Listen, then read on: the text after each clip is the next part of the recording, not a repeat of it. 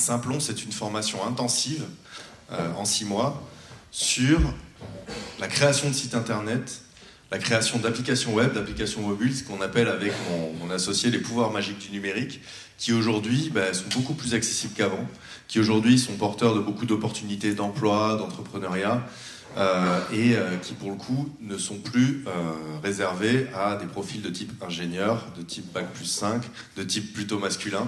Donc Simplon, voilà, c'est ça, c'est essayer de former intensivement et gratuitement des profils qu'on croise peu souvent dans le développement web, dans la programmation informatique, sur ces compétences-là.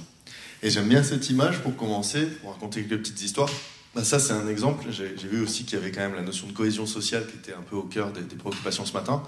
Et sur cette image, en fait, on a 5 jeunes qui viennent d'un quartier de Villeneuve-la-Garenne, dans le 92, d'un quartier sensible qui s'appelle le quartier de la Caravelle, qui ont eu une formation de 6 mois, en fait, sur le mode de Simplon, et qui sont en train de former 20 étudiants d'HEC sur du développement web pendant 2 jours chez nous, et ça s'est hyper bien passé. Et j'aime bien cette image parce que forcément, en abordant notamment les problématiques de développement du numérique sur notre territoire, mais aussi sur d'autres territoires, on aborde la notion de fracture numérique. Et quelque chose qui est important de savoir, c'est que la fracture numérique, elle n'est pas toujours là où on pense. La fracture numérique aussi, elle a divers degrés, c'est-à-dire qu'il y a aussi le fait d'être un artisan numérique, de maîtriser ces compétences-là. Et pour le coup, les étudiants d'HEC, s'ils viennent voir les Simploniens qui, pour partie d'entre eux, n'ont pas le bac ni le brevet, c'est parce qu'ils cherchent un peu cette compétence-là. Et la fracture numérique est polymorphe aussi. Et sur l'image d'après, une autre petite histoire. C'est pour étendre un peu le champ sur ce qu'on peut faire avec le numérique, parce qu'on parle beaucoup d'informatique, de maîtriser des ordinateurs, de maîtriser des téléphones, mais là, pour le coup, je n'apprendrai rien à nos camarades originaires du continent africain. Le numérique, c'est aussi ce qu'on appelle le hardware, c'est aussi les objets connectés, c'est aussi rendre les objets intelligents, c'est aussi la ville connectée, c'est aussi tout un tas de technologies qui aujourd'hui sont à portée de main pour connecter, on va dire, des objets réels au quotidien. Et là, on a l'exemple d'un robot qui a été créé par Ben au bout de son 4e mois de code, donc l'un de nos élèves. Donc au bout de son 4e mois de code informatique, il a fait un robot qui anime des émissions sur Radio Nova parfois. Sachant que le robot a été créé dans un Fab Lab, qui est aussi à Montreuil, comme notre usine. Un Fab Lab où pour le coup, les gens ont en accès le fait de pouvoir fabriquer des objets, de pouvoir utiliser des machines à bois, des machines à métal, des machines à textile, etc. Donc ça aussi, il y a ça qui est important à prendre en compte dans l'accessibilité des technologies aujourd'hui. Sur la slide d'après, ça c'est Abdella, qui est un élève qui, pour le coup, est arrivé au 4e mois de la formation, qui dure 6 mois, pour rappel, qui venait juste d'arriver d'Algérie, et qui, au bout de quelques mois, à force de persévérance, de motivation et tout ça, a livré sa première prestation, donc un site internet qu'il a fait pour un réseau de business franco-chinois, et qui lui a permis, du coup, de mettre un premier pas dans son arrivée en France avec un petit peu de sous. Donc cet exemple, c'est un peu pour montrer la rapidité avec laquelle certaines personnes peuvent acquérir tout ça. Sur l'image d'après, on a Yacine, Rodolphe et Maury et Benjamin, qui eux aussi prouvent que la fracture numérique n'est pas toujours là où on pense, parce que là, ils ne sont pas en train de former des étudiants d'HEC, mais des membres du comité exécutif d'Orange France.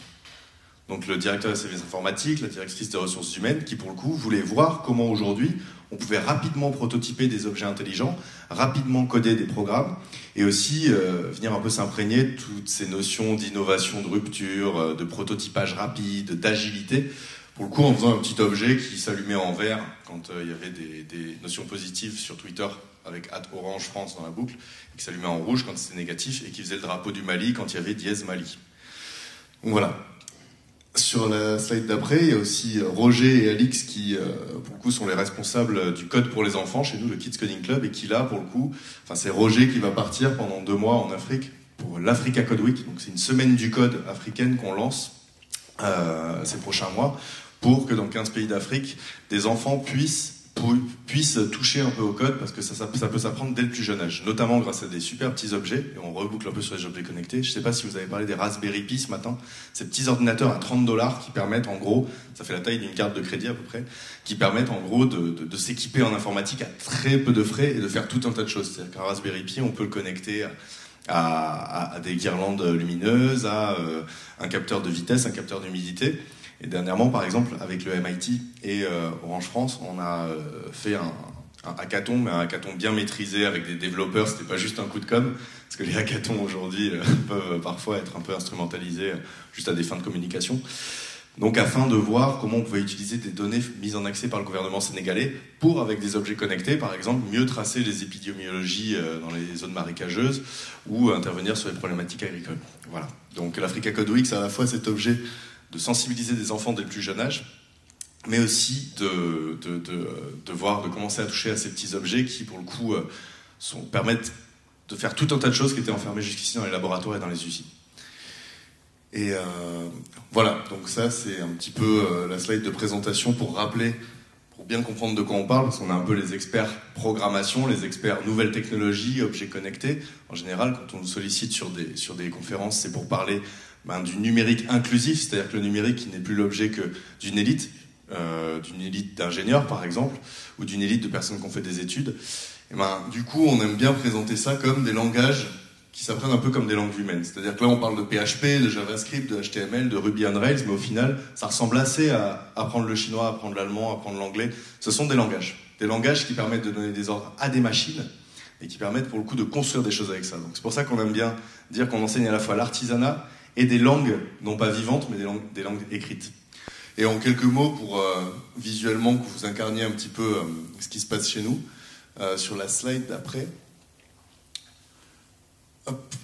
Voilà, c'est dans une ancienne usine, et quand on entre dans cette usine, bon, c'était comme ça à l'origine, maintenant ça ressemble à la slide d'après, à ça, et ce qui est intéressant chez nous, donc c'est peut-être plus les habitants que le lieu en lui-même. Donc si on zoome un petit peu, voilà, donc les Simploniennes et les Simploniens, aujourd'hui, c'est pas seulement 30 personnes ultra motivées qui ont de 18 à 52 ans, de bac-8 à bac+8, qui viennent en grande partie de zones urbaines sensibles ou de quartiers politiques de la ville plus largement, ou de zones rurales. C'est donc aussi Simplon qui est aujourd'hui à Montreuil, qui est aujourd'hui en Ardèche, dans un village industriel, enfin au fin fond de l'Ardèche, où pour le coup il y a eu pas mal de plans sociaux, où la moyenne d'âge était à 37 ans, donc d'anciens fraiseurs, d'anciens secrétaires et tout ça, qui travaillent dans l'industrie.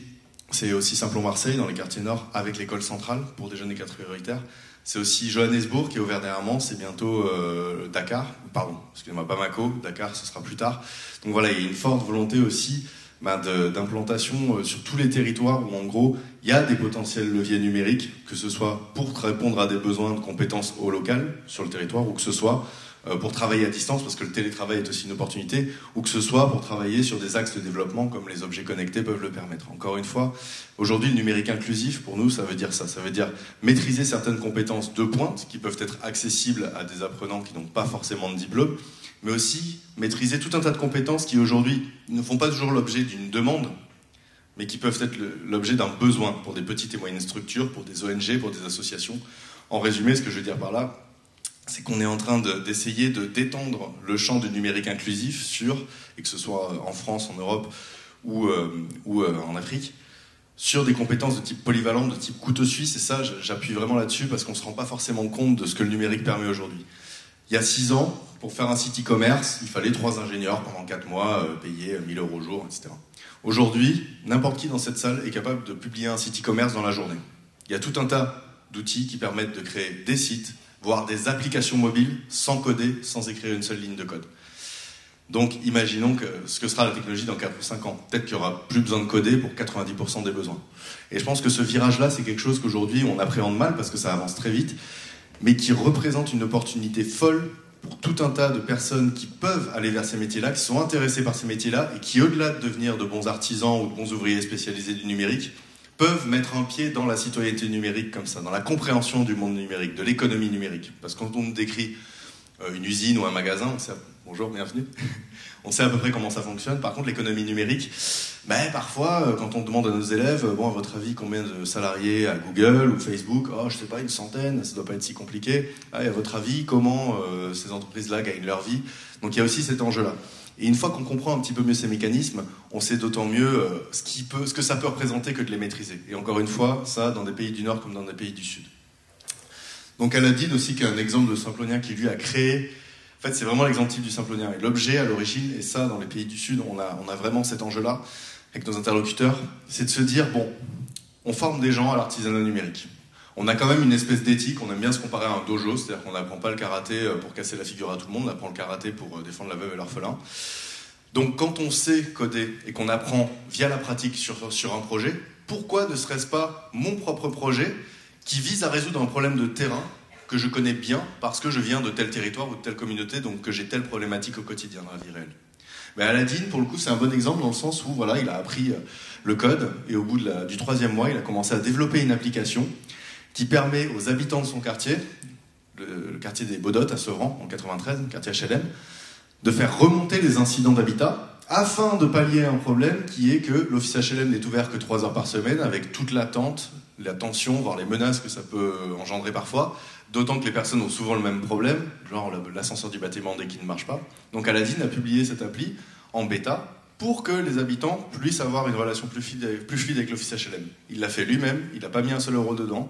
L'appli est fonctionnelle, l'appli est très moche, par contre on forme des développeurs, pas des designers.